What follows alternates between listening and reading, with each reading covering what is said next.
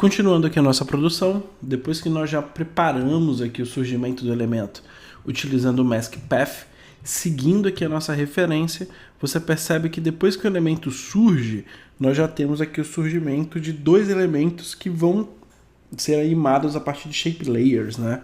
Tanto o box com título que surge aqui em cima, como também, né, essa camada de texto retangular, de texto não, de shape retangular, que cria essa marcação como se fosse uma borda, né, um arco aí pra gente, uma moldura.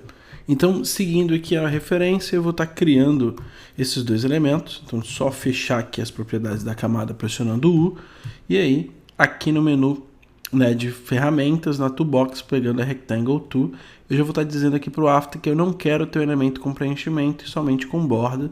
Então, clicando aqui no Fill, eu já tenho essa informação aqui, a possibilidade de estar negando. É importantíssimo que você assimile isso, né? Que quando você tem um objeto a ser criado a partir da Shape Layer, essas são as duas propriedades básicas, né?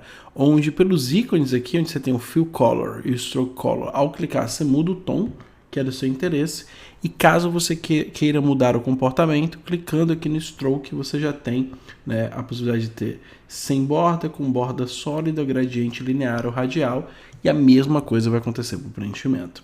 E aí um ponto legal aqui é o seguinte, que como eu já montei, né, a minha arte, habilitei aqui o Titan Action Safe, como vocês viram, né, nos primeiros vídeos, eu vou estar criando também esse retângulo a partir disso.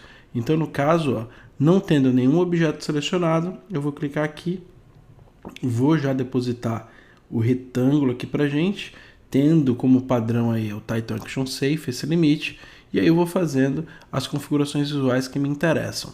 Um ponto extremamente valioso, quando você está trabalhando com vários elementos dentro da interface do After, é volta e meia você habilitar ou não o que seria o Bounding Box, tá? Você vai perceber aqui que se eu aumento o Stroke, por exemplo, estou botando aqui 2 pixels, ele começa a ser visível, aqui está ok. Mas dependendo da situação, essas linhas de seleção com os vértices, né, a caixa de transformação, elas podem atrapalhar um pouco essa leitura.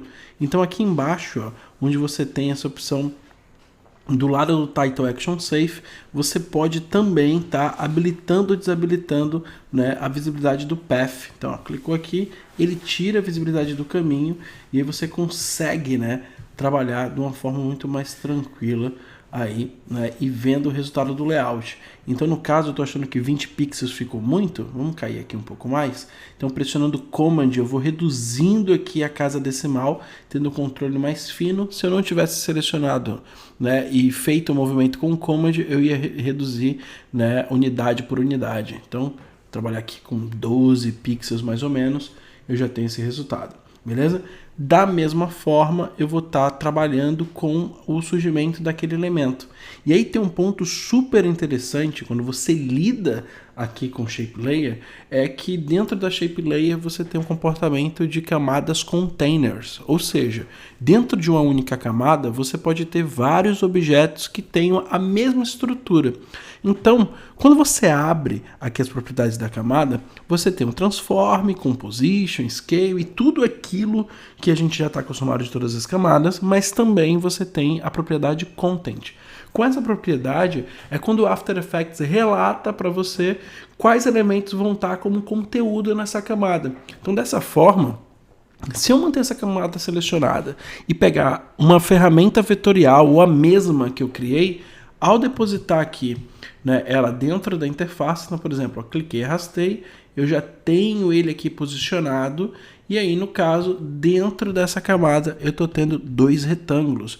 E o legal é o seguinte, que se eu abro aqui as propriedades dele, ele tem o seu próprio stroke, ele tem o seu próprio preenchimento, e eu posso dizer como essas configurações vão funcionar. Tanto que, se nós olharmos com atenção aqui no Fill, eu posso botar a visibilidade dele, tirar a visibilidade do stroke e ele vai pegar um preenchimento qualquer. No caso, o meu último tom que foi usado aí foi o vermelho. E aí eu faço as considerações para ele, tipo, cara, eu quero que você seja branco, certo? Eu tô com ele aqui ativo tranquilamente. Se eu vir aqui e selecionar o Rectangle Path, ó, dentro dele, eu consigo controlar questões de posicionamento.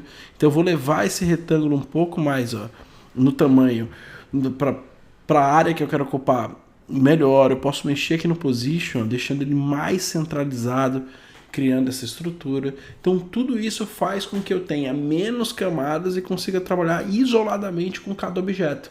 Porque aí agora, quando eu for fazer animação, por exemplo, em vez de eu vir aqui e pegar o position da camada e deslocar, ó, todo o conteúdo, eu isoladamente eu vou fazer animação. Então, ó, surgiu o objeto, no que chegar no último frame aqui, eu já vou fazer a chegada desse retângulo. Então, no position dele dentro do Rectangle Tool, eu vou lá, marco o position aqui, porque eu sei que essa é a posição final. Vou somar aqui mais 12 frames para ter essa estrutura. E aí vou estar repetindo esse keyframe. Porque aí, no caso, no keyframe anterior, eu vou dizer para ele que eu quero que ele comece em cima. Então a logística é a mesma. Aqui no primeiro eixo, né, na primeira propriedade, eu tenho um eixo X. Aqui na segunda, o eixo Y. Eu vou lá e vou reduzir. Opa, peguei aqui o size. Então, vou lá, reduzo o valor e já tenho essa animação dele chegando. Ó. Eu consigo ter, ó, esse movimento dele chegando aí pra gente de maneira bem tranquila. Feito isso, novamente é só trabalhar com a questão da escala, né? Na escala não, desculpa, é a questão da suavidade. Então, ó, trabalhou aqui, vou selecionar aqui as duas propriedades, forçar o Easy, né, aqui embaixo pra gente, só enquadrar aqui a propriedade, e aí é só colocar uma suavização no início, suavização no final, e aí eu já tenho esse objeto chegando já com uma certa dinâmica, beleza? Então, entendemos aqui a questão do container da Shape Layer, é algo extremamente importante no trabalho do Motion Design, no trabalho do After Effects. No próximo vídeo a gente vai dar sequência na animação do surgimento dessa moldura utilizando os animadores adicionais em camadas Shape Layer, beleza? Então é isso, até o próximo vídeo.